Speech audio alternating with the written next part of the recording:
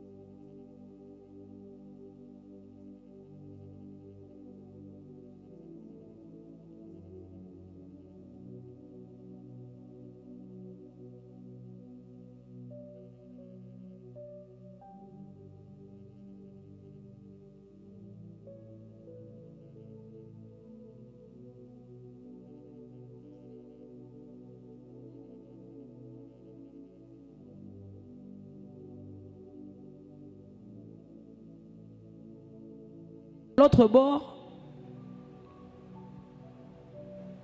étymologiquement tiré de l'hébreu, ko.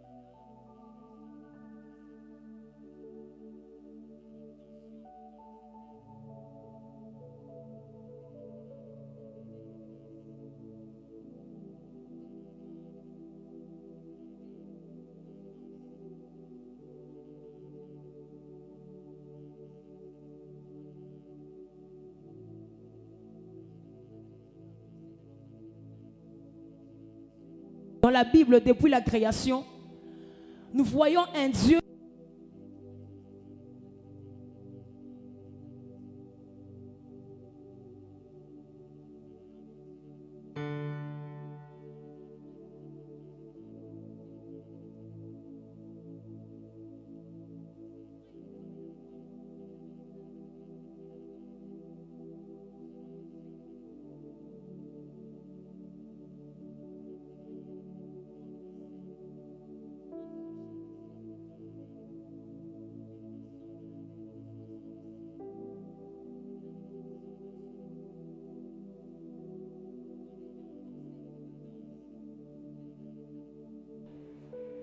Dieu est en train de parler en disant, tu seras béni plus que tous les peuples. Il n'y aura chez toi ni homme, ni femme stérile, ni bête stérile parmi le troupeau. Je veux enrichir avec le verset 3 Jean 1, 2 pour ceux qui écrivent. La version Martin, la Bible dit ceci. Bien-aimé, je souhaite que tu prospères en toutes choses et que tu sois en parfaite santé comme ton âme est en prospérité. Ces 3 versets illustrent tout simplement ce que je venais de dire tout à l'heure. Que notre Créateur manifeste sans hésitation sa position face à l'improductivité. Dieu n'aime pas l'improductivité.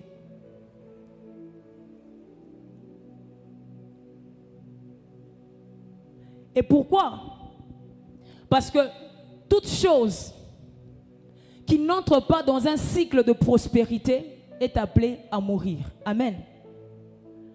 Tout ce qui ne se reproduit pas, toute chose qui stagne, toute chose qui vit le statu quo n'est pas appelée à se reproduire. Alléluia. Et même en analysant la vie de Jésus en venant sur la terre, dans Matthieu 8, 20, la Bible nous montre la mentalité que Christ avait à peine lorsqu'il a commencé le ministère. Il dit à ses disciples que les renards ont des tanières, les oiseaux ont des nids, mais le Fils de l'homme n'a ni endroit où poser sa tête. Il ajoute encore en disant,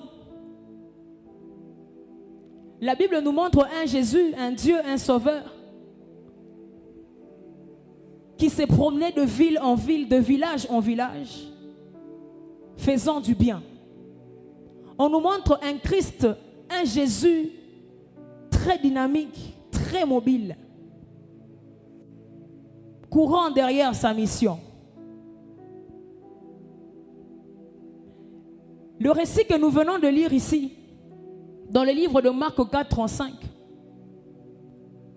nous parle de Jésus qui était en train, avant de dire de passer à l'autre bord, il s'entretenait avec la foule. Il leur parlait au début de la parabole du semeur. Après le même soir, Jésus regarde les disciples et leur dit, passons à l'autre bord. Jésus était entouré des foules. Et la foule, c'est un bon nombre de gens que l'on peut compter. Si je dois le contextualiser, aujourd'hui, on peut dire que Jésus s'est promené avec une big church. C'est que beaucoup de pasteurs, beaucoup des hommes de Dieu en ce moment pourraient rêver. Jésus avait ça déjà. Mais soudainement, il arrête toute chose. Le soir, il dit à ses disciples, écoutez, passons à l'autre bord.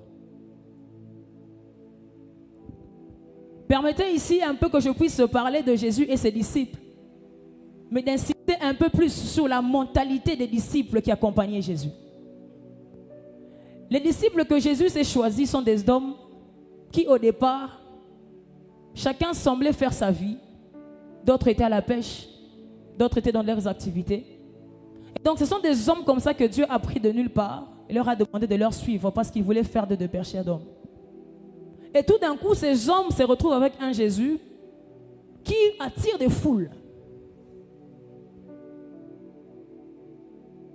Et tout d'un coup, ces hommes se retrouvent avec un Jésus qui, au moyen tout simplement d'une prière, peut faire la multiplication des pains et des poissons.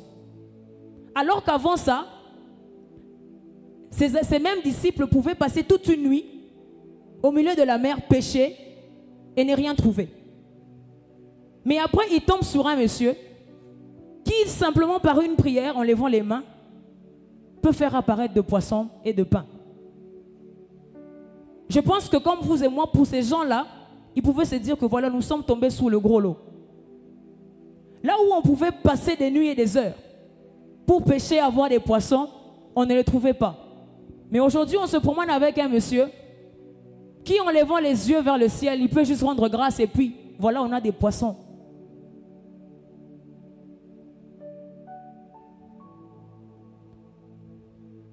Il y a une autre histoire qui se passe à la montagne de la Transfiguration. On montre Jésus qui vient avec des disciples, il va avec l'écart. Et là, il y a Jésus qui se transfigure, il y a Moïse et Élie qui apparaissent. Pierre dit à Jésus, « Maître, il est bon que nous restons là. » Suis-moi très bien, je sais où je suis en train de t'amener. Une autre histoire avec les disciples. On montre Jésus qui les envoie aller chasser les démons 2 à 2. Après qu'ils aient manifesté la puissance, ils reviennent dire à Jésus, ils sont tous joyeux, ils disent, « Maître, même les démons nous sont soumis. » Toutes ces 3 histoires ou ces quelques histoires que je viens de raconter illustrent un peu la satisfaction que les disciples pouvaient avoir déjà en étant avec Jésus actuellement. Mais lorsque vous remarquez maintenant l'attitude de Christ par rapport à toutes ces réactions des disciples, Jésus, lui, par contre, avait toujours tendance à leur dire, « Calmez-vous, il y a plus que ça. » Jésus, par contre, lui, il est bien conscient qu'au-delà de ce qu'il est en train de faire maintenant, il y a une plus grande gloire à venir.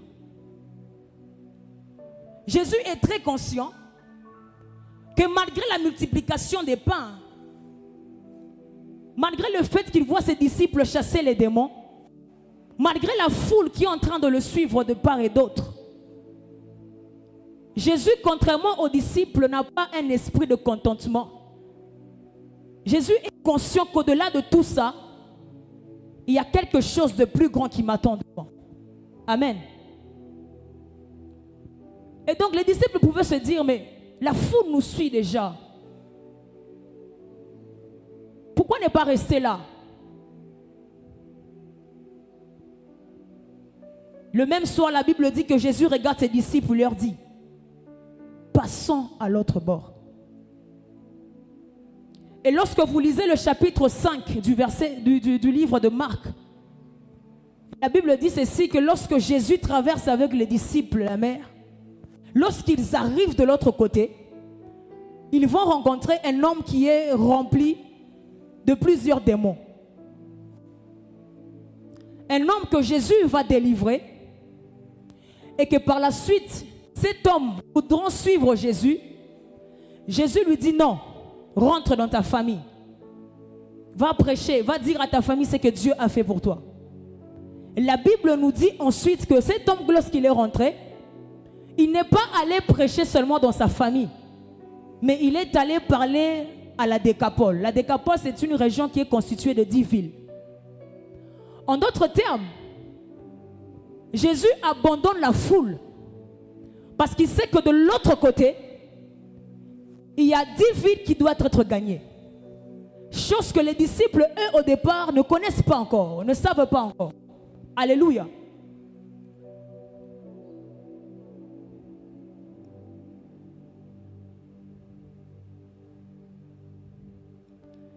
Jésus décide de laisser la foule pour aller répondre à un besoin un peu plus grand. Pour aller répondre à un besoin un peu plus grand. Qu'est-ce que j'essaie de dire à l'église dans cette introduction?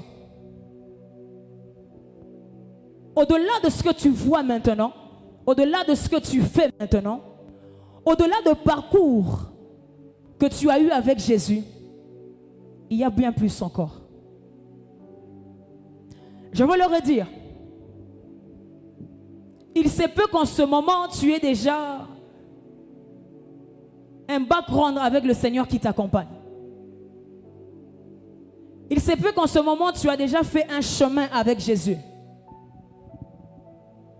Il se peut qu'en ce moment, tu peux aussi te tenir devant les gens et parler de Christ, parler de tes exploits. Dans une autre facette, peut-être même bien que tu fais face à une certaine limitation spirituelle ou physique. Mais j'aimerais dire à quelqu'un qu'au-delà de ce que tu vois aujourd'hui, il y a bien plus. Au-delà de ce que tu touches aujourd'hui, il y a bien plus. Au-delà de ce que tu as déjà entendu de Jésus, il y a bien plus. Passons à l'autre bord est le thème que je vous propose ce soir. Et donc passer à l'autre bord, c'est changer de cap. C'est explorer d'autres zones. Passer à l'autre bord, c'est surfer sur des nouvelles vagues spirituelles. Passer à l'autre bord, c'est côtoyer des nouvelles relations, c'est rencontrer d'autres opportunités. Passer à l'autre bord, c'est expérimenter encore de nouvelles choses. Passer à l'autre bord, c'est grandir encore en force. Passer à l'autre bord, c'est grandir en puissance. Passer à l'autre bord, c'est grandir en autorité. Passer à l'autre bord, c'est occuper encore un peu plus de terrain. Passer à l'autre bord, c'est élargir un peu l'espace de ta tente. Alléluia.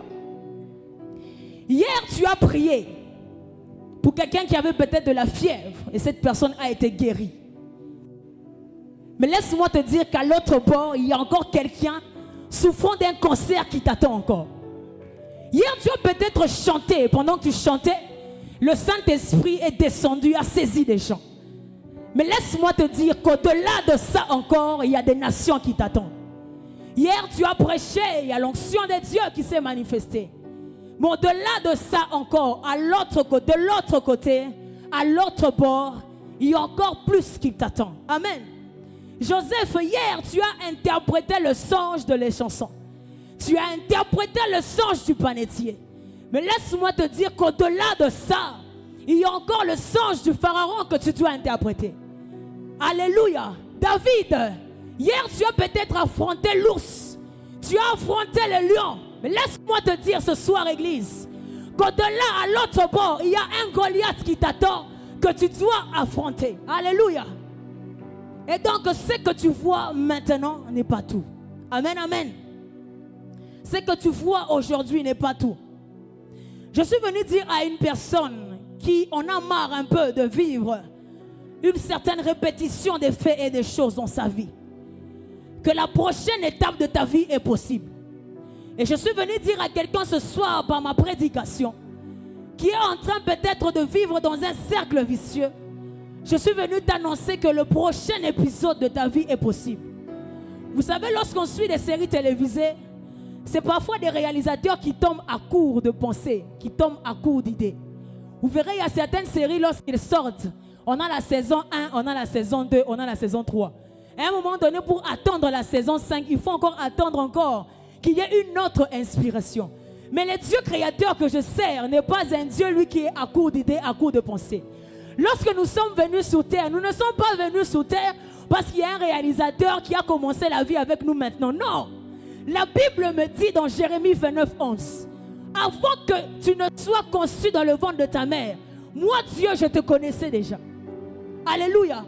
Et donc tu n'es pas ici par hasard. Tu n'es pas venu ici comme quelqu'un qui essaye de remplir ce jour. Tu n'es pas sous terre comme une personne qui essaye de combler un vide quelque part. Tu es le programme de Dieu. Amen. Tu es le programme de Dieu. Église, il y a un temps pour toutes choses, nous dit Ecclésiaste. Et le temps pour nous est venu, Manaïm, de passer à l'autre bord. Amen. Le temps pour nous est venu, Manaïm, de gagner un peu plus en force, en autorité et en puissance. Alléluia. Alléluia. Est-ce que je parle à quelqu'un ce soir? Alors j'ai 5 vérités à nous proposer et une conclusion après quoi nous allons prier. La première vérité de ce récit, c'est que c'est Jésus qui donne l'ordre de passer à l'autre bord. Amen. L'ordre vient du Créateur, du Sauveur lui-même. Il dit, passez à l'autre bord. Pourquoi? Parce que si Jésus laisse la responsabilité aux disciples, si Jésus laisse la responsabilité aux disciples ou aux hommes de pouvoir se rendre compte eux-mêmes qu'il faut un peu changer de cap, l'homme ne le fera pas. Parce que l'homme est habitué à ce qu'il maîtrise déjà. L'homme est hostile à l'idée du changement. On aime bien ce qu'on maîtrise déjà. Pourquoi changer les choses? On aime bien ce sur quoi nous avons le contrôle déjà. Pourquoi changer les choses? C'est ça l'homme. L'homme, lorsque tout lui réussit, il se plaît bien de rester dans cette façon de faire. Amen. L'homme aime bien maîtriser ce qu'il fait, ce qu'il connaît déjà. L'homme aime ça. Et donc l'ordre vient de Jésus. Deutéronome 1, 6, 8. La Bible dit, l'Éternel, notre Dieu, nous a parlé à Horeb en disant, vous avez assez demeuré sous cette montagne. Tournez-vous et partez, allez dans les montagnes, dans la montagne des Amoréens, dans tous les voisinages, dans la plaine, sous la montagne de vallée, dans les midis, sur la côte. Voyez, j'ai mis devant vous les pays. Voyez, j'ai mis le pays devant vous. Allez-y et prenez possession de ça. Mais ce qui m'attire dans ce passage, c'est que Dieu dit, vous avez assez demeuré sous cette montagne. En d'autres termes, vous avez pris plus de temps qu'il ne fallait. Et ici, on précise que le peuple israélien se trouvait à la montagne. Et la montagne symbolise un lieu élevé. Ça veut dire qu'ils étaient dans les hauteurs. Ce n'était pas quelque chose de mal. Il se peut peut-être que dans la dimension dans laquelle tu te trouves en ce moment, dans ta façon de servir, dans ton parcours avec Dieu, là où tu te trouves en ce moment, ce n'est pas peut-être quelque chose de mal. Et les hommes, même quand ils te regardent, ils disent, mais c'est bien. Mais ce qui est bien n'est pas mieux.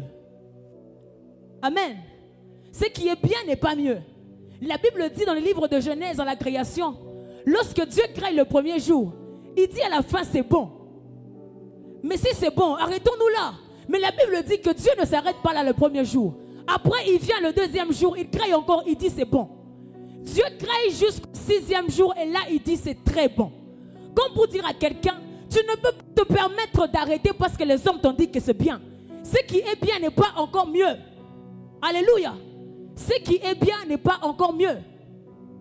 Et donc, ne t'arrête pas là pour satisfaire ce que les hommes sont en train de te dire. Amen. La deuxième vérité, c'est que avant que Jésus ne dise aux disciples de passer à l'autre bord, la Bible dit que Jésus fait quelque chose. Il renvoie la foule. Jésus renvoya la foule et puis il dit aux disciples, passons à l'autre bord. Pourquoi Jésus renvoie la foule? Dans ce récit, vous voyez qu'on a deux catégories de personnes. On a d'un côté les disciples et de l'autre côté, on a la foule. La foule, comme je l'ai dit tout à l'heure, c'est juste un bon nombre de gens qu'on ne sait pas compter, qu'on ne sait pas identifier. Mais après, il y a des disciples. Jésus renvoie la foule et dit aux disciples, allons, montons, allons dans la barque, allons dans l'autre bord. Amen. Et donc ici, les disciples sont ceux qui s'engagent avec Jésus dans la mission. Ici, les disciples sont ceux qui se font partenaires à Jésus. Ici, les disciples sont ceux qui se tiennent à l'écart avec Jésus. Ici, les disciples sont ceux à qui le droit de monter dans la barque est réservé. Amen.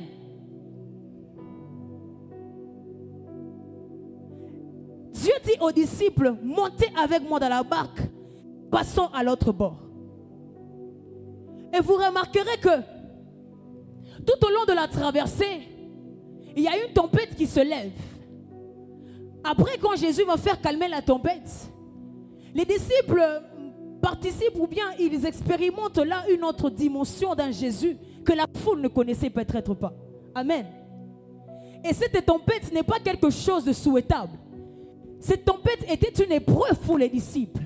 Parce qu'après Jésus leur regarde et dit, mais où est passée votre foi? Alléluia.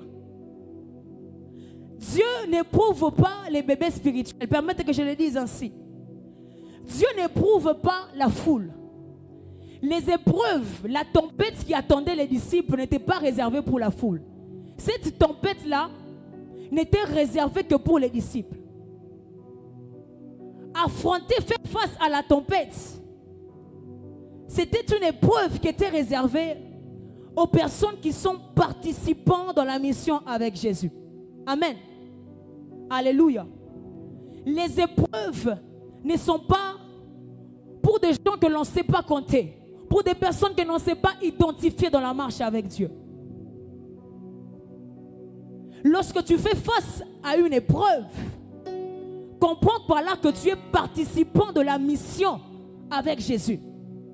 Alléluia. Parce que Dieu n'éprouve pas n'importe qui. Dieu ne permet pas à n'importe qui de parler de ses exploits. Dieu n'expose pas sa seigneurie face à tout le monde. Amen. C'est comme ça qu'on montrait qu'il pouvait à un moment donné se tenir à l'écart avec un type ou une catégorie de disciples. Amen, amen. Lorsque tu veux parler de la fosse au lion, si tu es Daniel, lorsque tu veux parler de la fosse au lion, parler du fait que tu es entré dans la fosse au lion et que tu t'es vu sortir de la fosse indemne. Tu dois d'abord entrer dans cette fosse au lion. Tu dois accepter le risque de t'exposer au lion pour ensuite parler du fait que Dieu t'en a sorti vivant. Amen. Tu veux, par exemple, je prends le cas de Joseph. Tu veux aspirer ou tu veux parler comme Joseph, témoigner du fait que tu as été sorti de la maison de ton père pour après être ministre. Mais avant ça, tu dois accepter entrer dans la prison. Tu dois accepter être vendu par tes frères. Parce que Dieu n'éprouve pas la foule. Dieu éprouve ses enfants. Dieu n'éprouve pas les enfants. Dieu éprouve ses soldats matures. Amen. Aujourd'hui, nous prions, nous voulons avoir les témoignages de certains hommes de la Bible, sans pour autant nous rendre compte qu'avant d'abord le témoignage, il y a eu une traversée quelque part, que ces hommes ont connu avec Jésus, avec Dieu. Amen. Accepte de traverser l'épreuve pour ressortir avec le témoignage. On parle aujourd'hui des hommes de la fournaise ardente. Pourquoi? Parce qu'ils ont accepté le risque d'entrer. Ils disent au roi, même si, il dit, nous allons entrer, nous n'acceptons pas de fléchir nos genoux. Nous acceptons d'entrer dans la fournaise ardente. Nous croyons au Dieu que nous servons, qui va nous secourir. Et même si il ne le fait pas, nous n'allons pas fléchir nos genoux. C'est comme ça qu'aujourd'hui on parle de ces hommes. On parle de l'exploit. On leur donne des éloges. Parce qu'ils ont accepté de prendre les risques d'entrer dans la fournaise ardente avec Jésus. Amen. Ruth aujourd'hui est élogée parce qu'elle a épousé Boaz. Mais l'église oublie peut-être ce que Ruth a dû endurer pour avoir ce mariage. Ruth regarde Naomi, elle fait l'engagement de suivre Naomi dans un chemin inconnu. Elle dit, ton Dieu sera mon Dieu. Vous savez, par moment, quand on lit la Bible, on a l'impression de lire un roman. Mais essayez un peu de vous imaginer la chose. Tu es à Lubumbashi, c'est tes parents. Et un jour ou l'autre, tu te décides, vous voyez quelqu'un, tu vois ta fille venir te dire, non maman, je veux quitter la maison. Je veux suivre une dame X. Je vais aller où elle va. Je veux faire de son Dieu. Vous imaginez un peu la scène. Alléluia. Les épreuves sont pour les disciples. Sont pour des hommes matures. Des hommes qui acceptent de monter dans la barque. De surfer sur la mer. De surfer sur l'incertitude. Avec Jésus. Alléluia. La troisième vérité que je nous propose, c'est que passer à l'autre bord, pour ceux qui écrivent, implique une chose. Dans la définition, nous avons dit que passer à l'autre bord signifiait quitter d'un lieu vers un autre. Passer à l'autre bord signifiait gagner du terrain. Mais pour passer, pour se retrouver à l'autre bord, passer à l'autre bord exige ou implique une chose. Il faut entamer une traversée.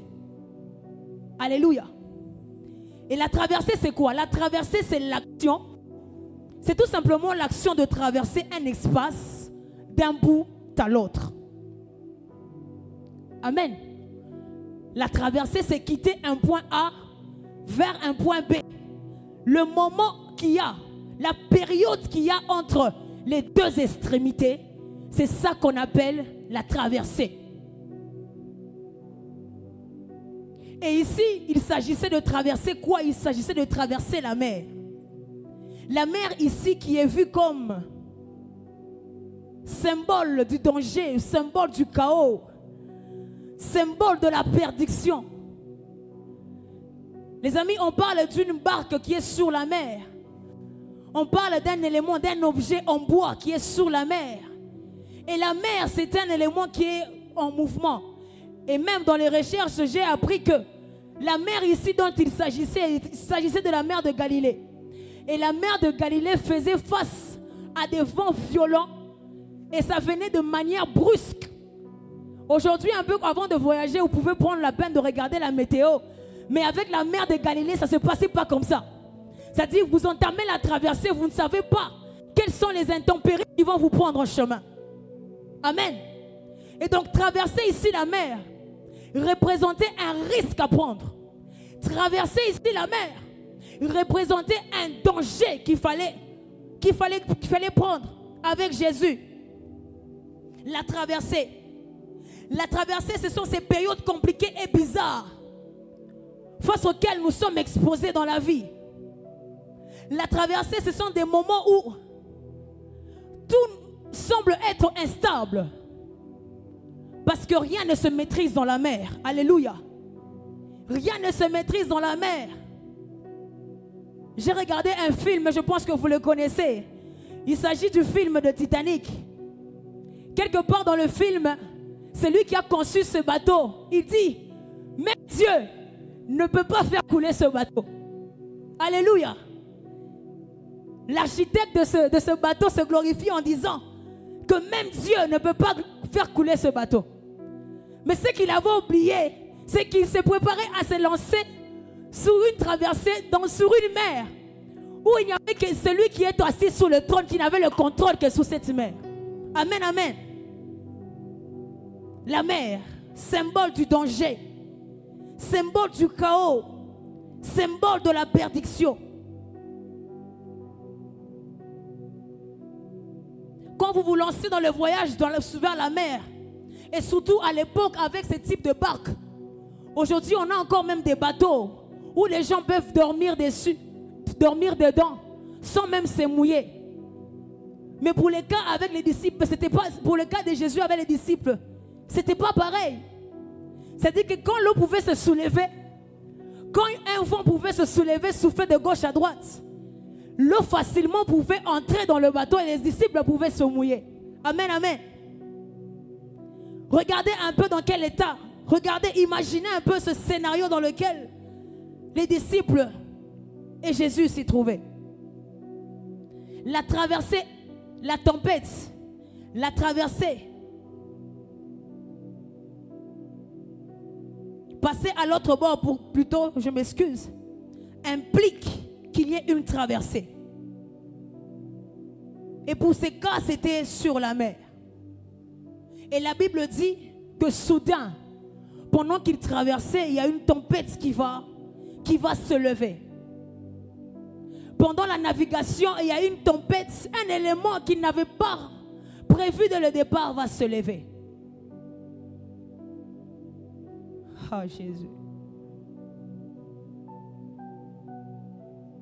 Les disciples prennent les risques de suivre un peu Jésus dans cette aventure un peu inconnue. Je n'ai pas vu dans la Bible un endroit où quand Jésus demandait aux disciples de se déplacer, je n'ai pas vu un endroit où les disciples disaient à Jésus, mais tu veux qu'on se déplace pour qu'on aille où? Je n'ai pas vu un échange où les disciples essaient d'abord de se rassurer de l'endroit où ils devaient aller avec Jésus avant de s'engager. C'est-à-dire qu'ils avaient l'habitude d'avancer avec Jésus, un peu comme s'ils naviguaient dans l'inconnu.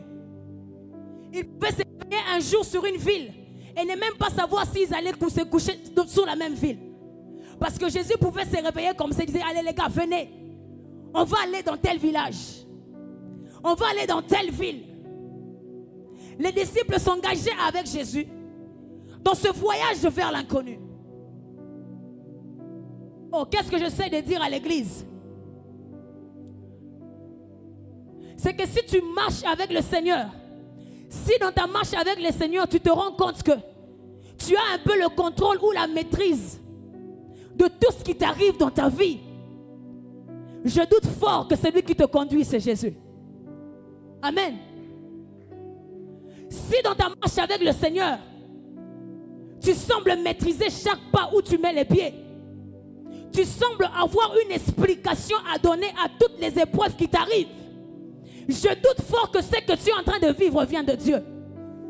Parce qu'avec Dieu, ce qui se passe, c'est que par moments, on fait face à l'inconnu. On se réveille un matin, on ne sait pas ce qui nous attend au bout de l'autre chemin. Alléluia. Si tu te retrouves dans ce genre de circonstances, laisse-moi te dire que ce n'est pas forcément les liens de ta famille. Ce n'est pas forcément que tu as péché. C'est que par moments, Dieu aime. À des fois, il aime que des obstacles s'interposent sur ton chemin. Parce que lui, il veut s'élever comme l'alpha et l'oméga. À des fois, il aime que tu fais face à certaines circonstances. À des fois, il aime que tu rencontres certaines maladies. Parce que lui, il veut se révéler comme celui qui guérit. Comment nous allons dire aux hommes que Dieu guérit si nous ne l'avons pas vu le faire dans nos vies? Comment dire aux hommes que Dieu est celui qui relève de la poussière si un jour tu n'es pas tombé? Comment dire aux hommes que Dieu est celui qui restaure si un jour tu n'as pas fait face à la déchéance? Ah Jésus, l'inconnu est le mystère de Dieu. Connu est le mystère de Dieu. Et je suis très sûr que si Jésus avait pris la peine de dire aux disciples, les amis, là où nous partons, il y aura une tempête qui va s'élever, je ne pense pas que tous allaient s'engager avec lui. Alléluia. C'est ça Dieu. C'est ça Dieu. C'est ça Dieu. Dans Exode 12, la Bible nous parle d'un homme, Abraham. Dieu appelle Abraham, il dit, Abraham, lève-toi, quitte la maison de ton père, quitte ta patrie. Mais Dieu, où est-ce que je vais aller? Je quitte pour aller où? Il dit, voilà où moi je t'indiquerai. Inconnu. Jacob en train de fuir son frère. Dieu se révèle à lui. Il dit, je suis le Dieu de ton père. Jacob dit à Dieu, là où je vais, je ne sais pas ce qui m'attend. Mais si tu me protèges, si tu me gardes, tu me vêtis, tu me nourris, je ferai de toi mon Dieu. Dieu est Dieu de l'inconnu. Alléluia. Il est le Dieu de l'inconnu, le Dieu des mystères. Amen. Amen, amen. J'ai lu les livres, j'ai lu un passage que David est en train de dire. Il dit, ta parole est une lampe à mes yeux. Quand j'essaie de méditer cette phrase, je me rends compte que David, par moment, fait face à certaines circonstances, fait face à certains obstacles, où il a du mal à voir clair. Il dit, Seigneur, si mes yeux physiques n'arrivent plus à sonder, à comprendre les choses qui m'arrivent, que ta parole soit une lampe à mes yeux, où je poserai mes pieds sans me perdre. Si je traverse, je marche sur une route, il arrive dans ma vie que je ne comprends plus ce que tu es en train de faire dans ma vie. Il arrive que je suis face à des épreuves dont j'ai du mal à trouver une explication. Mes yeux ne voient plus clair. Je ne sais plus donner une définition à certaines choses qui m'arrivent. Seigneur, que ta parole soit une lampe à mes yeux. Que ta parole éclaire. Que ta parole me guide, parce que moi je ne comprends pas. Amen, amen. Que ta parole me guide. Et j'aimerais rassurer à quelqu'un. Dans Jérémie 29, le verset 11, Je venais de le dire tout à l'heure. La Bible déclare, non, celui que j'ai dit c'était Jérémie 1,5. C'est Jérémie 29,11. La Bible est en train de dire ceci. Je connais le projet que j'ai formé pour toi. Dieu ne dit pas à l'homme, tu connais. Dieu ne permet pas à ce que l'homme puisse avoir les plans de sa propre vie. Pourquoi? Parce que l'homme par moment étant un être inversatile, par moment nous faisons face à certaines circonstances qui créent en nous les doutes. Et si Dieu te donne le plan de ta vie, toi-même tu risques de douter de ce qu'il t'a donné. Alors lui-même il dit quoi? Moi je connais le projet que j'ai formé pour toi. En d'autres termes, il est en train de dire ceci. Moi je maîtrise la situation de ta vie. J'ai sur mes mains les plans de ta destinée. Je contrôle toutes choses. Ça échappe peut-être à toi, mais moi je maîtrise la situation. C'est moi qui connais le projet que j'ai formé pour toi. Ton père et ta mère ne connaissent peut-être pas ça. D'ailleurs, c'est même pourquoi peut-être que ton père t'a abandonné. C'est peut-être pourquoi, parce que quand tu es né, ta mère t'a abandonné. Parce qu'elle ne connaissait pas le projet que Dieu avait sur toi. Si ta mère ou ton père ou si les hommes connaissent le projet que Dieu a sur toi, ils ne vont jamais te traiter comme ils te traitent maintenant. C'est pourquoi à des fois Dieu cache les plans. Il cache ce plan-là pour que les hommes te traitent à ta juste valeur. Alléluia. Oh, je viens dire à quelqu'un ce soir, Dieu connaît le projet qu'il a sur ta vie. Dieu maîtrise la situation. Il a le contrôle. Il gère toutes choses. C'est toi peut-être quand tu marches, peut-être au Betilibakou tu te donnes. Lui il savait ça, c'était écrit. S'il peut compter même les cheveux qui tombent de notre tête, à combien plus forte raison ne sera-t-il pas au courant de la situation que tu traverses maintenant? Il dit, je connais le projet que j'ai pour toi, Jean. Paul, je connais le projet que j'ai pour toi. Ça te donne à toi, mais moi, ça ne me donne pas. Peut-être que tu le savais, mais je viens te rappeler ça ce soir. Je viens réveiller ton espérance ce soir. Dieu maîtrise la situation. Aide-moi à dire à ton voisin, Dieu maîtrise la situation. Il maîtrise la situation. Alléluia. Les hommes t'abandonnent parce que eux, ils n'ont pas ces plans. J'ai suivi un documentaire dernièrement, maman. On parle d'un homme. Il est à la fois architecte, à la fois il est peintre, à la fois il est ingénieur. Son nom c'est Léonard de Vinci. On dit que cet homme-là, lorsqu'il est né, il n'est pas né dans un cadre de famille. Son père l'a eu, il était avec une autre femme à l'extérieur. Mais après, il a quand même recueilli l'enfant. Mais c'était une honte pour lui parce que lui, il était notable. Et à l'époque, les gens de cette grande famille, quand on voit que tu as commis certaines failles, on a l'impression de te repousser un peu. Et donc, le fait qu'il ait eu cet enfant à l'extérieur était un peu comme une honte pour lui. Et qu'est-ce qu'il a fait? Il a caché l'enfant. Il avait tellement honte de cet enfant-là qu'il n'a même pas mentionné son testament. Il n'a même pas pris le soin de prendre cet enfant pour l'amener à l'école pour qu'il étudie. Parce qu'il avait honte de cet enfant. Mais les gens se sont posé la question. Qu'est-ce qui va arriver à cet enfant à qui on a privé de l'affection maternelle, à qui on a privé de l'affection paternelle, à qui on a privé même du testament, de son droit? On s'est posé la question. Mais regardez ce qui se passe. L'enfant étant tout petit commence à observer les choses. Il commence à dessiner. L'enfant avait en lui un potentiel que les hommes ne connaissaient pas. Quand il observe quelque chose, il se met à dessiner. Il prend les dessins, il laisse sous la table dans sa chambre. Il observe une chaise, il se met à dessiner, il dessine. Il prend les dessins, il expose ça sous la table de sa chambre. Ah. Là où les hommes l'ont écarté de la société, Dieu lui savait le potentiel qu'il avait déposé dans ce garçon. Et un jour, quelqu'un a osé entrer dans sa chambre et tomber sous ses dessins. On a dit, mais waouh, cet enfant cache quelque chose que nous n'avons pas trouvé dans la vie des autres.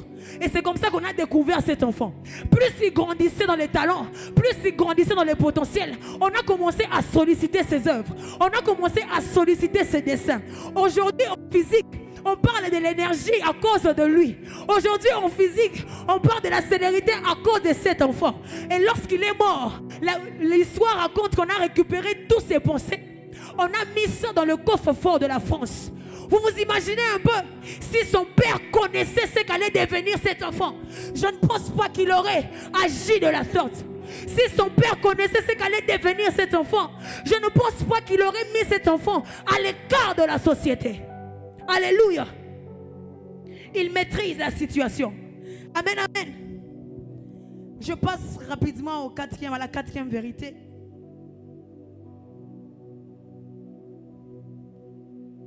Jésus est en train de dire, passons à l'autre bord. Jésus n'a pas dit, passez à l'autre bord. Jésus a dit, passons à l'autre bord. Comme pour dire qu'en ce qui concerne en matière de l'accomplissement de la destinée, de ta destinée, Jésus ne se fait pas spectateur. Comme pour dire, en matière d'accomplissement de ta destinée, Jésus n'est pas un observateur. Il dit, passons à l'autre bord. Il ne dit pas, passez à l'autre bord. Comme pour dire que dans ta vie, comme pour dire que en ce qui te concerne, c'est vrai, vous avez pris l'engagement avec moi. C'est vrai, nous naviguons peut-être vers l'inconnu. Mais vous n'êtes pas seul, moi je suis avec vous. Alléluia. Il dit passons à l'autre bord. J'aimerais dire à quelqu'un ce soir, vous savez, la chose la plus importante n'est pas d'abord avoir l'argent, les véhicules, les maisons et tout ce qui va avec. La chose la plus importante de ta vie n'est peut-être pas la promotion que tu es en train de chercher avec ton ardeur dans la prière. La chose la plus importante dans ta vie, c'est la présence de Dieu. Parce que l'argent, tu peux perdre ça. Les véhicules, on peut te voler. Les maisons peuvent connaître des incendies. Mais la présence de Dieu, c'est ce que personne ne peut te sortir. C'est ce que personne ne peut t'enlever. Église, changeons un peu nos priorités. Changeons un peu nos priorités. La présence de Dieu, c'est ce que personne ne peut t'enlever. Et ce que personne ne peut t'enlever constitue pour toi ta plus grande richesse. Alléluia. Lorsque Moïse est mort et qu'on veut introniser Josué dans le relais pour faire amener le peuple Israël à Canaan, écoutez ce que les anciens disent à Josué. Il dit, Josué, toi ne t'inquiète de rien. Nous sommes capables de tuer pour toi.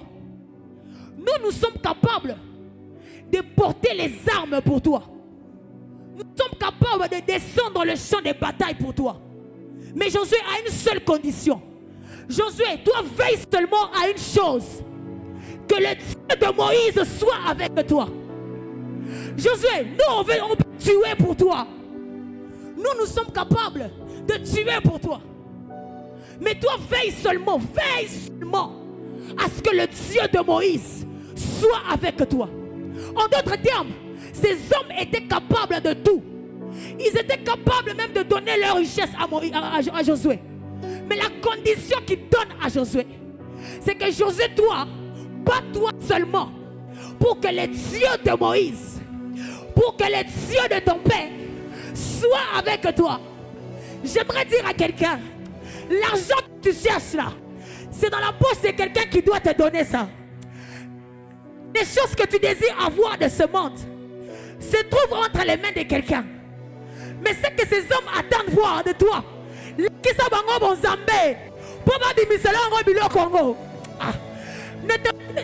perds pas ton temps à vouloir chercher l'argent, les véhicules. Non, ces choses existent déjà pour toi, mais c'est dans les mains des gens.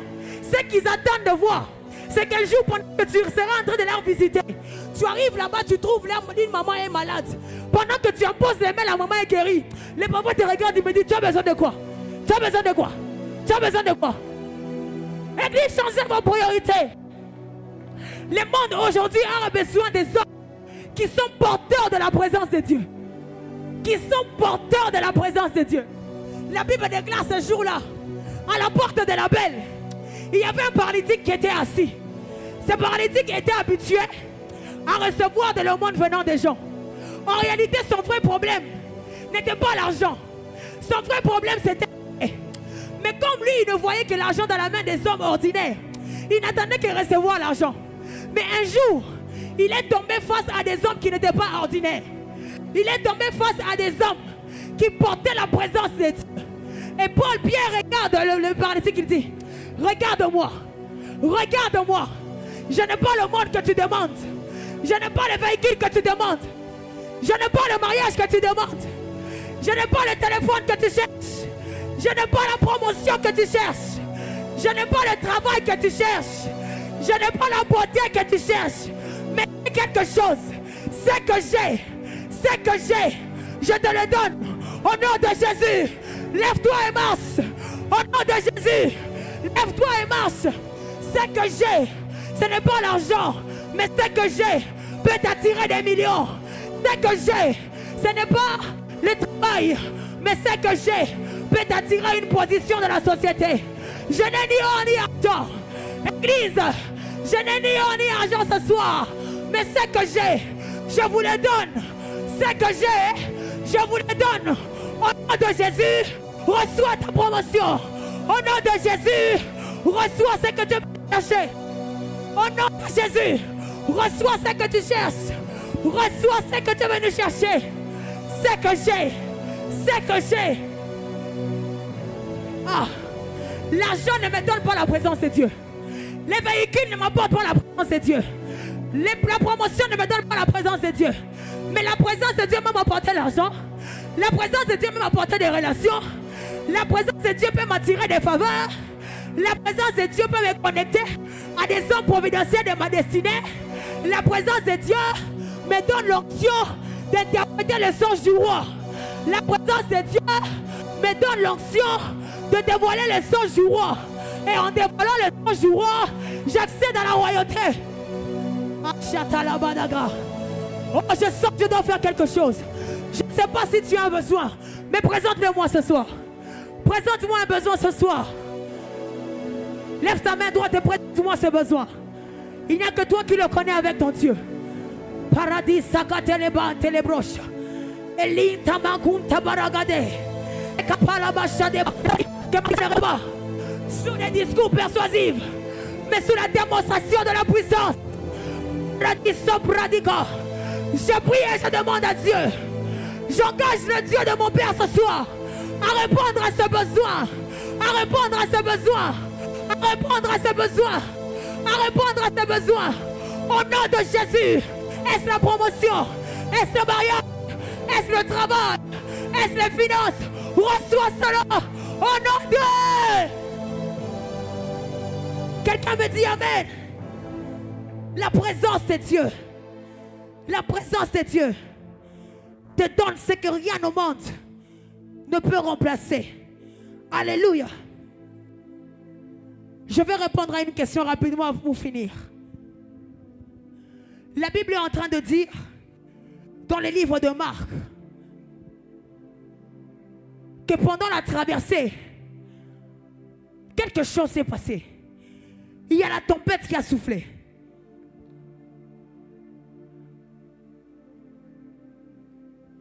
Mais la Bible dit une chose. La tempête soufflait. Jésus dormait où? À la poupe. La Bible ajoute en disant ceci.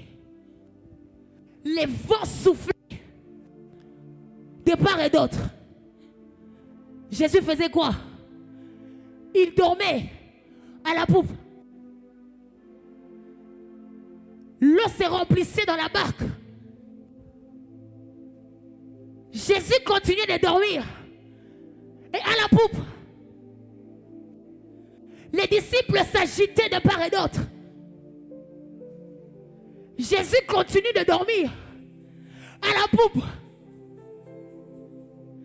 Pour un homme ordinaire, un simple bruit peut suffire pour nous sortir du sommeil. Mais je ne comprends pas. Je ne comprends pas ce qui se passe. Jésus, la tempête est en train de souffler. Mais tu dors. Le vent est en train de souffler. Mais il dort encore. La Bible dit que l'eau se remplissait déjà dans la barque. Mais Jésus dort. Et une question se pose. Qu'est-ce qui a réveillé Jésus dans la barque? Qu'est-ce qui réveille Jésus dans la barque? La Bible dit qu'il s'approchait et le réveillèrent. En d'autres termes, Jésus, face aux circonstances, il est resté insensible. Jésus, la tempête souffle. Il reste insensible. L'eau entre dans la barque. Jésus reste insensible. Père, Lazare meurt le premier jour. Jésus reste insensible. Le deuxième jour, Nathan vient. Jésus reste insensible. Le troisième jour, on attend que son ami vienne. Mais Jésus reste insensible. Anne est en train de prier. Pénina est en train de la mortifier. Anne traîne. Anne appelle. Jésus reste insensible. Je ne sais pas ce que tu traverses en ce moment et qui a manifesté comme une insensibilité de Jésus face à face à ta circonstance. Qu'est-ce que j'essaie d'expliquer à l'église? C'est que par rapport aux circonstances, Jésus reste insensible. Mais la Bible déclare, les disciples s'approchaient et ils réveillèrent Jésus. Comme pour dire, là où Jésus est resté insensible aux circonstances, mais il est resté sensible à la main de l'homme qui le touche. Jésus reste sensible à la main de l'homme qui le touche. C'est pourquoi la femme à la perte de sang, elle s'est dit en elle-même, si je puis seulement toucher le pan de sa robe, parce qu'elle était en Israël. La Bible dit que ça faisait depuis 12 ans qu'elle souffrait de cette perte. Mais Jésus était resté insensible. Elle était en Israël. Jésus aussi était en Israël. Mais elle était restée insensible. Alors elle s'est dit, bon, comme les circonstances ont rendu Jésus insensible, qu'est-ce que je vais faire? Je vais le toucher. Je vais le toucher. Je suis venu dire à quelqu'un, quand tu vois que les circonstances dans lesquelles tu traverses ont rendu Jésus insensible, trouve un moyen de le toucher. Cherche un moyen de toucher. Quand tu viens dans un culte, la Bible dit que lorsque Jésus marchait, la foule le pressait de part et d'autre. La foule l'agitait un peu. Quand tu viens dans un culte, quand tu viens dans une atmosphère pareille, la question à se poser, ce n'est pas la chorale va chanter quoi, ce n'est pas le modérateur va dire quoi. La question à se poser, ce n'est pas papa le long côté Anini. La question pour toi, c'est de chercher un moyen où toucher Jésus. Chercher un moyen où toucher Jésus. Localise où est-ce qu'il va passer. Elle était comme ça. Parce que Jésus se promenait avec la foule. Il avait la foule autour de lui. Et donc, si elle visait toucher Jésus, ça veut dire qu'elle suivait la trajectoire. Elle suivait la trajectoire. Elle suivait la trajectoire. Il va passer par où? Il va passer par où? Il va faire quel mouvement? Et lorsqu'elle a saisi, elle est venue toucher. Église du Seigneur, arrêtons d'être des spectateurs dans la présence de Dieu. Arrêtons d'être des observateurs dans la présence de Dieu. À des fois, il y a des prières que tu penses que Dieu n'a pas exaucé. Alors que le jour où il est venu t'apporter l'exaucement, toi tu étais distrait. Toi tu étais distraite. Mais ce jour-là, il était venu avec ta solution. Alléluia. Mais il y a une autre chose. Il y a une autre chose qui attire mon attention. C'est qu'en matière de toucher, il n'y a pas que par la main qu'on peut toucher. La Bible dit dans le livre des Psaumes, David est en train de parler, il dit, Seigneur, sois attentif à mes cris, sois sensible à mes larmes, mais sois aussi attentif à mes cris. Psaume est en train de dire que Dieu est attentif aux cris des justes. Dieu est insensible, il est sensible aux cris des justes. Ça veut dire, si tu as prié, tu as jeûné, tu as loué, tu as adoré, tu sens que jusque-là, les choses ne bougent pas, il y a une dernière option que la Bible te recommande, c'est de crier. La Bible déclare, les enfants d'Israël, ils crièrent à l'Éternel. Pendant leur détresse, ils crièrent à l'Éternel. Et Dieu descendit pour exaucer leur prière. Autrement dit, Zambé na Sambeli, Zambé j'ai adoré, j'ai donné des offrandes. À Beraka j'ai jeûné, à Beraka j'ai jeûné. Je venais tous les jours, je venais tous les jours. Mais jusque-là, il n'y a rien qui bouge. J'aimerais dire à l'église, il y a une autre option. Quand tu sens que ça ne va plus, il faut crier. Et les gens me regardent comme si ce que je dis, c'est du mensonge. Mais non, la Bible dit qu'il y avait un enfant dans le désert. Un enfant du nom d'Ismaël dans le désert. Maman n'a dit qui est. L'enfant n'avait plus d'espoir. L'enfant n'avait plus d'avenir. Sa maman regardait l'enfant. Elle a dit, moi je ne sais plus quoi te donner. Je te laisse là. Je te laisse là. Mais la Bible dit une chose. Dieu entendit. Dieu entendit les paroles. Dieu entendit les paroles. Non. Dieu entendit les paroles. Non. Dieu entendit les larmes. Non. Dieu entendit les cris. Dieu entendit les cris. Ah, j'aimerais dire à quelqu'un, la dernière prise de finition, lorsqu'on est dans le cas d'urgence, c'est de crier. C'est de crier à l'Éternel. Bartimée, il est sur le chemin. Zabazon le cas. Bartimée n'a pas des yeux. Bartimée n'a pas des yeux. Bartimée n'a pas des yeux. Oh là, il a entendu parler d'un Jésus qui ouvre les yeux des aveugles. Mais lui n'a pas des yeux. Il n'est pas comme la femme à la perte de sang. Parce que la femme à la perte de sang, elle a des yeux pour voir, pour suivre la trajectoire de Jésus. Mais lui, Bartimée, il n'a pas des yeux. Comment il va suivre la trajectoire? La Bible dit, il s'est mis à crier. Il s'est mis à crier. Fils de David, fils de David, aie pitié de moi. La Bible déclare, les hommes qui étaient autour de lui ont dit, tais-toi, tu fais du bruit, tu déranges les maîtres. Mais la Bible dit, plus on interdisait de parler, plus Bartimée criait. Plus on l'interdisait, ne dis rien toi, tu déranges. Bartimée dit, je n'ai pas de solution. Plus on les moyens étaient, plus Bartimée criait. Fils de David, aie pitié de moi. Les cris est la dernière prise de finition pour ceux qui sont en cas d'urgence. Et s'il y a quelqu'un qui a une urgence ce soir,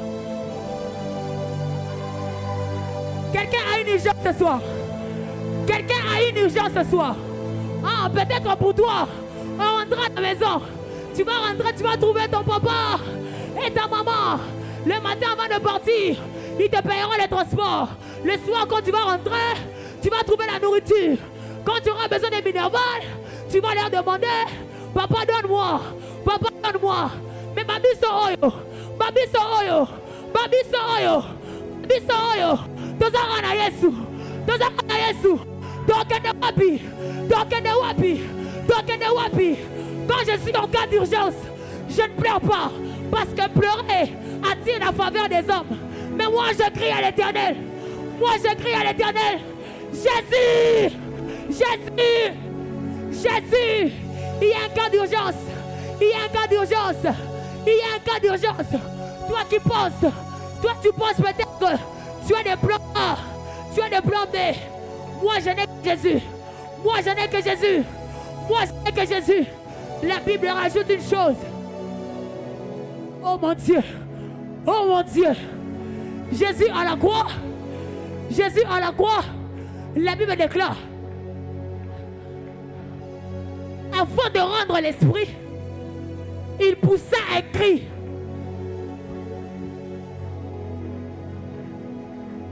Avant de rendre l'esprit, il poussa un cri. Lorsque Jésus crie, la Bible dit après, il rendit l'esprit. Mais ce qui m'intéresse, c'est ce qui arrive après. Après qu'il rend l'esprit, la Bible déclare Que le voile se déchira.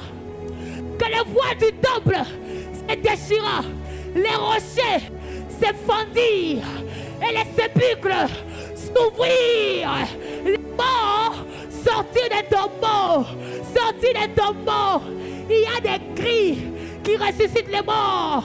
Il y a des cris qui ouvrent les portes. Il y a des cris qui attirent des faveurs. Il y a des cris. Il y a des cris. Dernière solution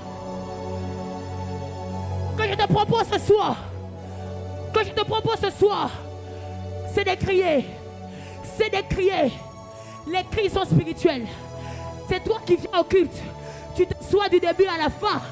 Quand on dit acclamer, tu acclames. Tu es dans le protocole. Qui t'a dit que si tu as envie de prier en pleurant, on viendra te chasser? Qui t'a dit? Qui t'a dit? Qui t'a dit? Compris seulement avec les mots. Qui t'a dit? Compris seulement avec des phrases. Qui t'a dit? Qui t'a dit? Si tu sens que les circonstances ont rendu Dieu insensible, trouve une façon de le toucher. Que ce soit par ta prière, que ce soit par des prix. Un homme a compris ça. Il a dit, je prierai. Je prierai. Si je ne prie pas, si je ne prie pas, si je ne prie pas, si je ne prie pas. Et moi ce soir, je dis à l'église, je crierai. Je crierai. Je crierai.